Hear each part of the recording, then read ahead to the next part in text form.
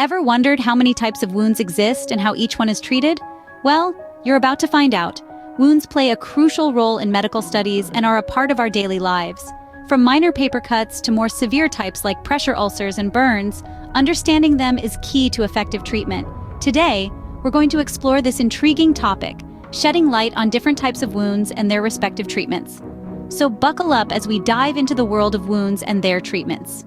First on our list are pressure ulcers, also known as bed sores. These are injuries to the skin and underlying tissue, typically caused by prolonged pressure on the skin. Picture this: when we sit or lie in one position for a long time, pressure on bony areas of our body can lead to these ulcers. The good news? They're treatable. The most effective approach is to relieve the pressure causing the damage. This can be done by frequently changing positions or using special mattresses or cushions. So remember, the key to treating pressure ulcers is relieving pressure. Moving on, we have venous leg ulcers, arterial ulcers, and diabetic foot ulcers. Venous leg ulcers are typically caused by high blood pressure in the veins of the legs, which can damage the skin and lead to an ulcer. These ulcers appear mostly on the inner part of the leg, just above the ankle. The treatment for venous leg ulcers involves compression therapy, which helps to improve blood flow, and in some cases, surgery may be necessary. Next, we have arterial ulcers, also known as ischemic ulcers. These occur when the arteries fail to deliver oxygen-rich blood to the skin, usually due to peripheral artery disease. They tend to appear on the feet, heels, or toes. The primary treatment is to improve blood flow, often through lifestyle changes such as quitting smoking and regular exercise. Lastly, diabetic foot ulcers are a common complication of poorly controlled diabetes, owing to the combination of poor circulation and nerve damage. These ulcers often occur on the bottom of the foot. The most effective treatment is to maintain a stable blood sugar level, alongside debridement, which is the removal of dead tissue from the ulcer.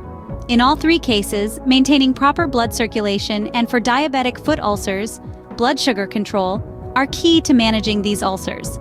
It's also crucial to keep the wound clean to prevent infection and to promote healing. Managing these ulcers involves a lot more than just wound care, doesn't it? Next, we tackle skin tears or trauma, burns, and surgical wounds. Skin tears often occur due to friction or shearing forces, particularly in older adults with fragile skin or in individuals who are on long-term steroid use. These wounds can be painful, but the right care can make a world of difference. Cleaning the wound with a gentle saline solution, applying a non-adherent dressing, and monitoring for signs of infection are all key steps in managing skin tears. Next, let's consider burns. These can be caused by heat, electricity, chemicals, or radiation. The depth and extent of a burn will determine its treatment.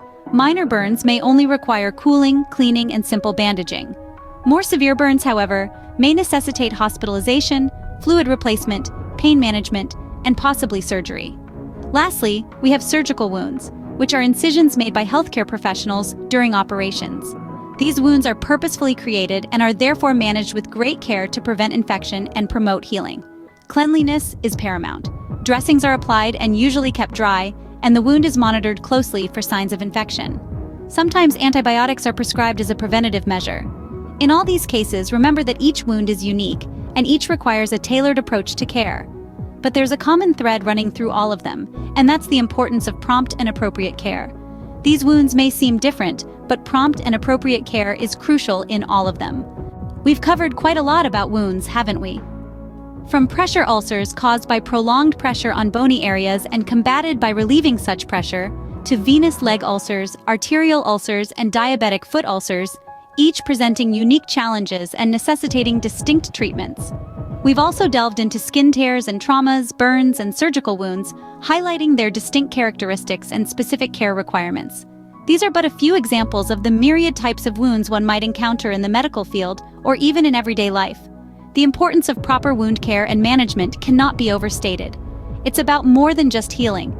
It's about preventing infection, minimizing scarring, and promoting the best possible outcome for the patient. The world of wound care is vast and complex, but with understanding and knowledge comes the ability to provide effective treatment. Remember, understanding wounds and their treatments is a crucial step in ensuring effective care. Thank you for joining us today, and we hope you found this information valuable.